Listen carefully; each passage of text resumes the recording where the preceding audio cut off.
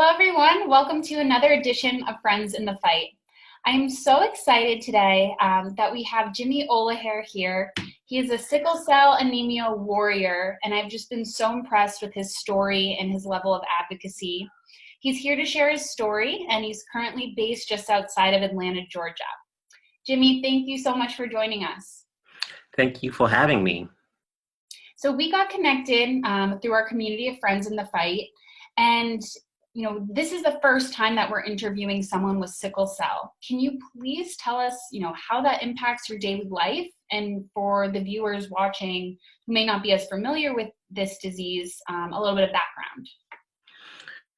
Okay, so sickle cell is a blood disorder. It's basically a mutation in my red blood cells. Everyone has circled red blood cells, and mine is in the shape of a sickle. And that's actually hard for blood to flow to vital organs in my body. Mm-hmm. So it's difficult to push oxygen and blood around to my vital organs, my heart, my brain, and then the tissues in my bone as well. They all suffer from not having enough oxygen because the cell is sickled, which is always getting clogged. That's why, there's a lot of pain involved with sickle cell because of the way the cells clump up together and stop the flow of oxygen to vital organs. So it's very painful, to say the least. And also all your organs are at risk because every organ we have in our body, they need oxygen to work, to thrive, so when there's no oxygen going to these organs, I'm at risk for a stroke, because if I don't have enough oxygen going to my brain, I'm at risk of a heart attack, which I've had before when I don't have enough oxygen going there, So young. Yeah, it was scary, but I bounced back. It's difficult, and it affects my life in ways you don't even expect.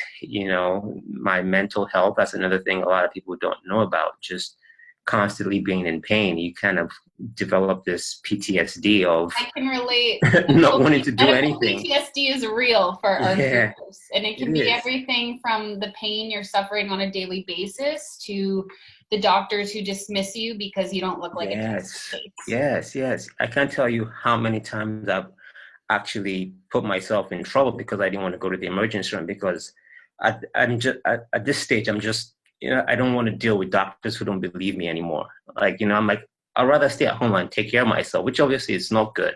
I shouldn't be forced to stay at home and self-medicate, but I'm going to be honest, I have so much pride. And when a doctor doesn't believe that I'm in pain, it's just one of the worst feelings ever, because you're here to protect me, to help me feel better.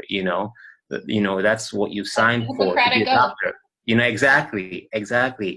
And I'm here telling you I'm suffering from, want me to prove it. So I find myself. How do you prove that you're in pain? Exactly.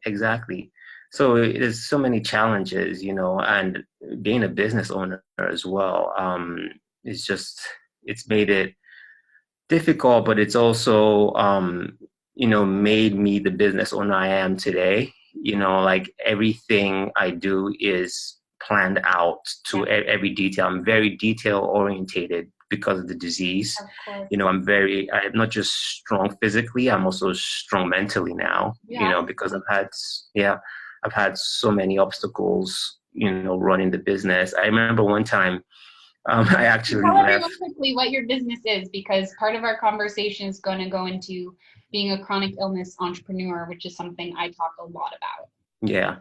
So I own an e-commerce company called Geek Supply Company. We manufacture unique tech accessories and we distribute them online to partners like Wayfair, Walmart, Zulily. It's a B2B business right now, but my goal initially was to actually do what you're doing, which is direct to consumer. Mm-hmm.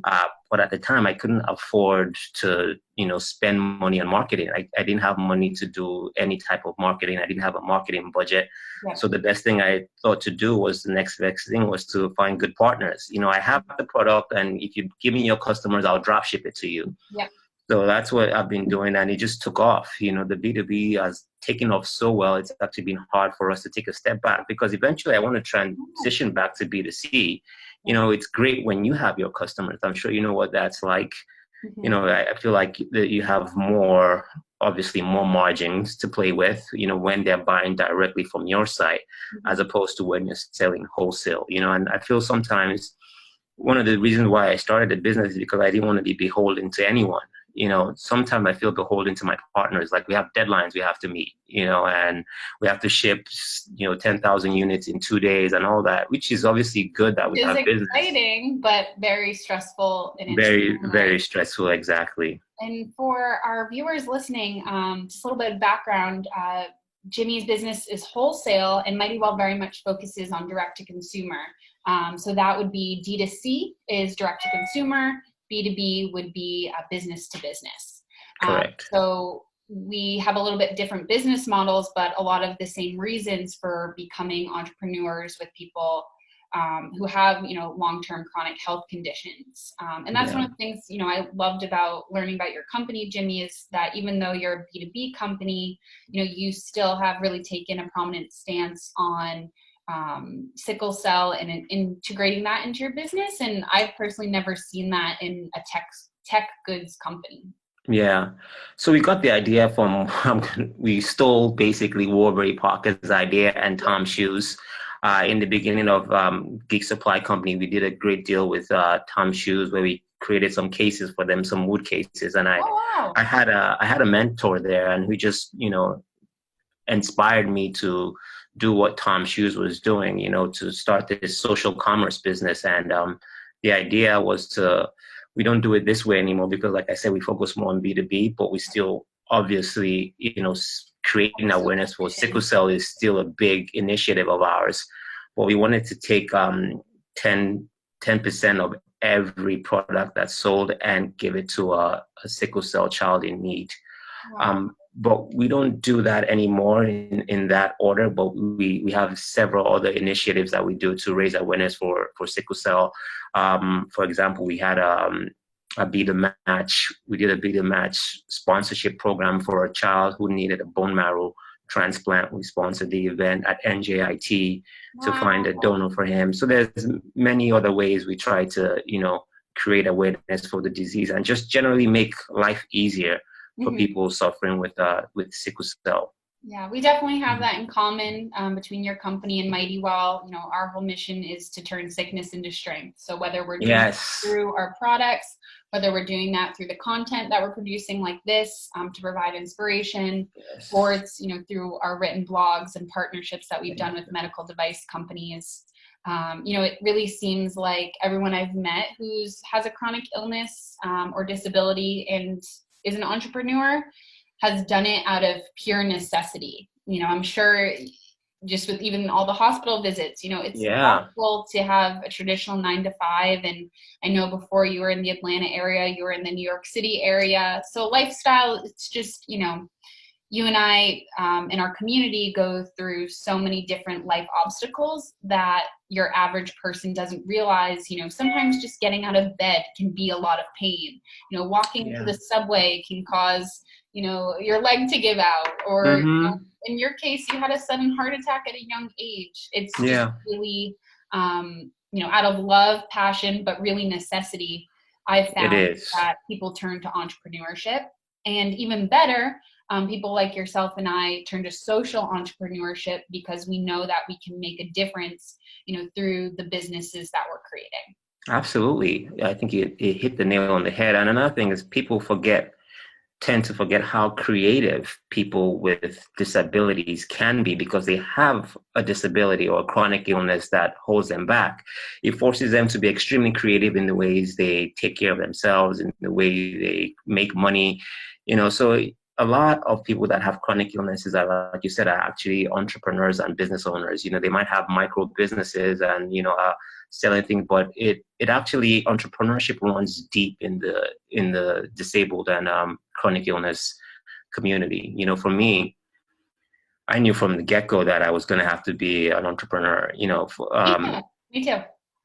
My parents were entrepreneurs, and I had, been around them, and it runs deep in my family. My mom's a business owner; she's a fashion designer. My dad's a business owner, so I knew I was going to be a business owner, but I didn't know when I was going to get into it until, my wife had gotten out of college. I had stopped going to college, and we got our first apartment. And we're like, all right, what's next? Like, listen, no one's gonna give you a full-time job, because in the past, every full-time job I had to quit at some point. Because I of your was health, exactly, and not no because of one. lack of trying. I know. I think I was actually the best employee at the time, but you have this period of doing well, and then it slows down, and it's just very inconsistent, being an employee, Yeah. yeah, being very inconsistent, and I just knew that to take care of my family, I think I'm going to have to get into entrepreneurship. And, I know this is where I wanted to do it before, so let me start doing it now. So I got started early, and I tried a variety of things. This Gig Supply is actually not my first business. My first business is actually an online marketplace that I created called baggerwriter.com, because I still consider myself a writer, even though I don't write as much as I used to. But back then, when you go online and you try to get a writing gig, there was this race to the bottom mentality where everyone wants to, pay the cheapest writer to do the cheapest work, and you get what you pay for. And me trying to make a living as a writer was quite difficult because I wasn't making enough. So I decided to create an online marketplace where we had only American writers, and I sourced all the writers myself. And I think it was a year into Bagger Ride, I ended up getting acquired. And that's when Wow. I really got the bug for creating online businesses. For our viewers, that is a huge accomplishment, having Yeah. this be acquired. And it seems that we have that in common as well. My mom was in fashion. My dad was an entrepreneur. I definitely saw that, especially my dad could really pick his own lifestyle and hours, and showed me that I had to be disciplined if I wanted the business. Yes. So going off of that, can you share some tips with our audience about managing a career while having chronic illness, or even managing your own business with chronic illness? Yeah. I think I learned this lesson really the hard way, but it's actually the most important one, is actually taking care of yourself. Yes. Your health needs to be priority. Yeah, my And parents that's always. mental health too. Mental health too, actually, very, very important. My parents used to always preach that to me. Make sure your health is priority. I know you're excited, you did, but as a young guy, I just, was just on the move and excited about all when the. you see all your friends Yeah, doing cool things, and you're like, oh, my body doesn't want to participate today. Mm-hmm. I can't make it to this party or this networking event, or I have to reschedule the meeting. Our first interview was rescheduled because my body was just like, not today. Exactly. So you have to really prioritize that. Try as much as possible to take your health seriously. So it'll give you the option to last longer in your career, or even work better, be more productive. So that's what I tend to do, is make sure my health is always number one on top. I never used to be like that. I'll skip my medication, I'll take it sometimes. I was very inconsistent. But now, obviously, I'm older too. You get wiser with age, so that helps me. I'm on top of all my medications, all my appointments, everything. I don't miss it. As a kid or as a teenager or a young man, I used to hate going to the hospital because of the way they treated me, because of the way I felt. But now I know. Exactly. Yeah. Now I know that regardless of they treat me, I need to be on top of my health. So I go to all my appointments. So definitely health is number one. Focus on that. Another thing that I think will make it easier, for you to manage your career while having a chronic illness, is try to stick with something you're passionate about.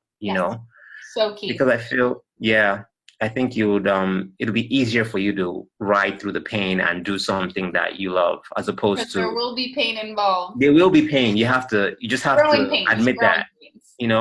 And even just the pain of your chronic illness as well. Like because I love what I do, I work in pain most of the time, and because I like what I do, I'm able to work in pain. If it was something I didn't like at all, I would want to, not do it. I would have no interest in doing something while I'm in pain. But because I have such passion for it, I'm willing to, ride out the pain and work and, I don't know about for you, but for me, Mighty Well has almost been a distraction from the pain. Absolutely. Sometimes to my detriment. Yeah, you're right. It's been it's great. It's a great distraction, particularly when things are going well.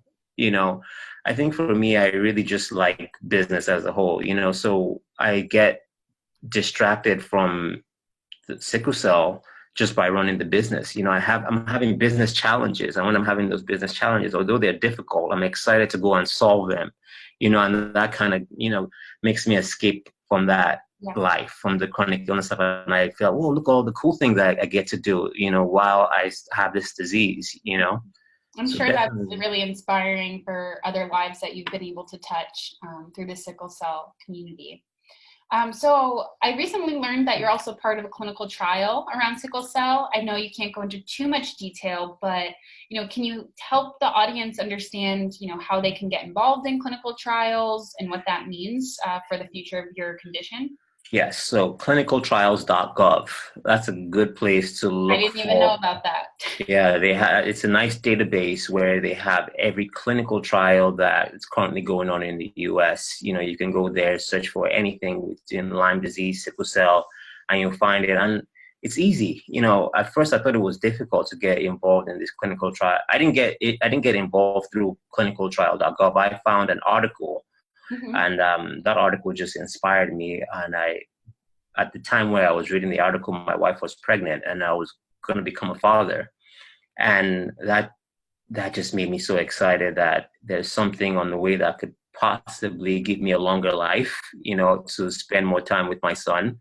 So I'm like, I'm on this. So I jumped on it. I didn't even think about the risks at all, because there's always a risk with, with being involved in the clinical trial. But for me, I just was so excited to have more time, and that's why I got involved in the clinical trial. So there's hope out there. Particularly I think 2019 was really been a breakthrough year for people suffering from sickle cell, because there's been so many new medications that have been introduced into the marketplace. And then there's so many new other therapies that are coming out in forms of clinical trials, clinical studies. It seems like finally people are starting to pay attention, and which is good. It took a while, but it's good. And like I said before, we started recording, that I was a big advocate. I'm still an advocate, but I used to do a whole lot more than I'm doing now. But I just saw, you're a new father. You're pretty busy. Yeah, and I felt like my exercises were futile. I didn't see any results. I didn't see any improvements. I didn't see any studies. I didn't see anything. So I kind of got jaded. But 2019 has pepped me up a bit with seeing people actually interested in sickle cell again, for the first time. And I was shocked to learn how little government funding goes towards this, despite the relatively large population that this affects in the United States. I mean, it's very similar for Lyme and other tick-borne illnesses, but why do you think that is? Well, it's the biggest genetic disease in the U.S.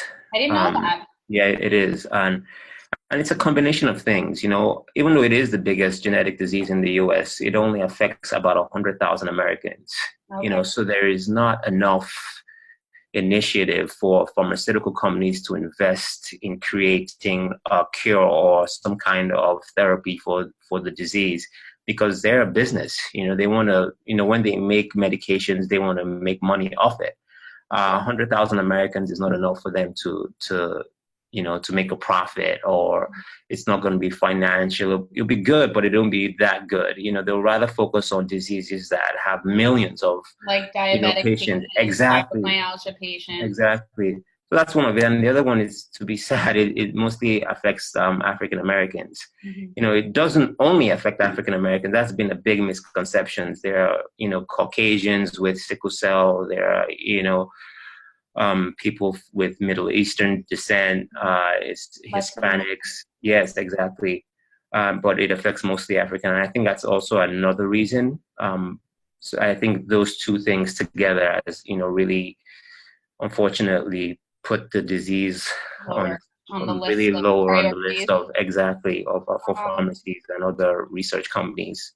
Wow. But like I said, I don't know why. Something happened in 2019 that there seems to be a change. Mhm. You know, the FDA approved two drugs last year, you know, and there's about three clinical trials I know of aside from the one I'm in right Wow. now. You know, so there's hope on the way. There is. Yeah, And so there's a bit. going into that, you recently become a father, you know, you're a parent with chronic illness. You know, most of the time I've talked to parents who have kids with chronic illness, but I think you can offer a really unique perspective to our friends in the fight. Can you talk a little bit what that's like, you know, having a genetic disease that can potentially be passed down? Um, uh, I feel guilty most of the time. Yeah. You know, so my son doesn't have the full sickle cell, the full blown disease. He only has a trait, and right now he's fine. And I What does don't that think mean? so. With sickle cell, the way you get it is you inherit the genotype from your parents. So I inherited two S genotypes from my parents, and that's what gave me sickle cell. Do they have it Um, as well? yeah, they both had the trait. You But know, they don't have it presenting. no, they don't exactly. Mm. And that's how I got it. So my wife, because she doesn't have the trait at all, my Yep. son will be fine, but he inherited an S genotype from me, Mhm. which gives him the trait. And so basically his genotype is SA, you know, Okay. and so he has the trait. It's not going to be, he's not going to have, you know, a life like I did, you know, or he's not going to live with the rigors of sickle cell like I have been living. But there are some, you know, things can happen, particularly when he's overexerted or when he's playing a sport like American football, you Mhm. know, that in high altitudes in particular. I'm sure you've heard a lot of stories about American football players literally dying playing football in Colorado that have the trait. No, Um, I haven't. yeah, because The lack it's of oxygen. exactly, and it doesn't present itself in there. No, you can't tell you have it. You know, and most of them Wow. didn't know they have it, so they went up there, and they're one exerting themselves playing football, and then two, they've got no oxygen. So that was a deadly combo. So Wow. for me, I felt a bit of guilt. So I remember when he was born, he had a bit of jaundice, and I thought that was my fault. I kept on asking, "Is it my fault? Is it because of he has the sickle cell trait?" And they were like, "No, it has literally nothing to do with you." So I feel a bit of guilt, but also I feel like it's also made me better. You know, as you know, like I said, like we touched on, I feel like, you know, having sickle cell has made me a better man. You know, and having You know the your parents, priorities clearly. exactly, having the parents that I have and the way that they brought me up not to use sickle cell as an excuse has also made me, you know, the man I am today. Adding onto that, just having this child has made me even want to be better. You know, I want to make sure, like I feel like I'm already on top of my game most of the time, but now I'm even more on top of it just because I want to be here as long You as want to be present possible for to be him. with him. Exactly. You know, make sure he's the better man that I am. And yeah, so it's kind of a weird dichotomy to feel guilty at the same time, but feel, you know, have this sense of wanting to improve all the time. Mhm. Wow, those are some huge takeaways that I know a lot of our viewers have asked us about, but we've never had a voice like yours to really share that. You know, it's challenging enough, you know, having your own chronic illness, and you know, I don't have any children yet, but I recently got married, and you know, we talked about that in the near future. So those are all things I'm worried about. Yeah. Certainly, will pick your brain further when I come closer to that. Um, Yeah.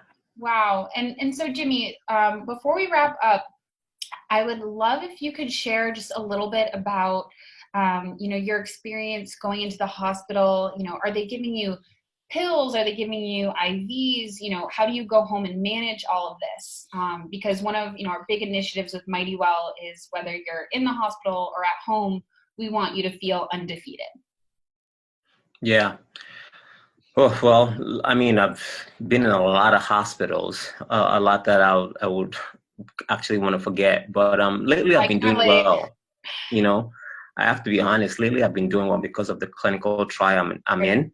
They've done a great job at really putting me on ice, they call it, and which means they've been giving me blood exchange very frequently, and I've been feeling really well. But before that, yeah. So you do blood Um, transfusions? Yes, I do a lot of blood transfusions. So that's one of the pain relieving therapies that I'll have if I have a traditional crisis. They'll give me a blood transfusion because usually my blood counts are low. And when my blood counts are low, it means I'm breaking a lot of my red blood cells down. And they'll give me a blood transfusion. They'll also give me pain medication. My pain tolerance is extremely high. So for me, it usually takes a lot of pain medication to make me feel better. I think surprises doctors, because when someone with a chronic illness says I'm in pain, it means we are really in pain. Really, really in pain, yeah. So for me, oftentimes, I usually go home from the emergency room not actually feeling better. It's just, I've actually signed out a couple of times because I felt I could take care of myself better at home as opposed to the way they were taking care of me in the emergency room. So most of the time, actually, I go there for like maybe breakthrough pain, or maybe I'm having a problem breathing, but I never really leave satisfied or feeling better. I usually come home. One of the things I like to, when I'm recovering, I like to be comfortable at home.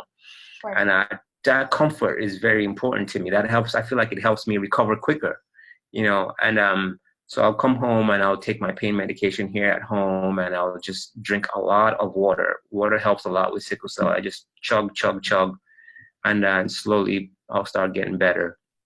Wow. And like I said, I'll have a blood transfusion if my counts are low, and that'll help me. Luckily, I haven't had any organ issues lately. I've been really trying to stay healthy. I go out frequently. I exercise. I try to get my mind right. I talk to my shrink. Happy to hear. So I've been really blessed these past few years, and things are even looking even a lot better with this clinical trial that's ongoing. Wow, Jimmy, this really warms my heart to know that there are friends in the fight in our community who have very similar mindsets that we do as a founding team. And my last question for you is, you're wearing one of our undefeated shirts. Yes. How do you live your life undefeated every day? Oh man, I just wouldn't let sickle cell win. I remember I had this quote, not this quote, I had this thing I told to my mom one day, and she was surprised. I think I was sick or something, and I think I was supposed to travel. And she was surprised I'm still willing to travel despite her being sick. And I'm like, Mom, I'm going to live my life regardless. Yes. I'm not going to I literally said, and this is going to sound so stupid, I'm like, I don't mind dying young as long as I live my life. I'm not going to let sickle cell win. So I think for me, the way I live my life undefeated is now I'm a lot more responsible and I listen to my body, of course. You have to do it very wisely, but there are certain things that I won't let sickle cell take away from me. It took a long time for us to become parents. And I have a feeling that was because I have sickle cell, and I've taken, I was on a mild chemotherapy called hydroxyurea, and I did not let sickle cell take that from me. We tried many ways to get pregnant, and eventually we made it happen, so just not letting the disease win. Yeah, well, you have been such an inspiration and are literally the definition of turning sickness into strength. We are so excited to share this with our community, and we'll put links, how people can connect back with you if you're open to that. We are just definitely so grateful. And for everyone watching, feel free to reach out to Jimmy directly as well. He is regaining his voice within the sickle cell community and the chronic illness community as a whole. Jimmy, thank you so much for taking time out of your evening to connect. Absolutely. Thank you for doing this. I'm so grateful to know you. Likewise. Awesome. Well, I'm going to stop recording now. That went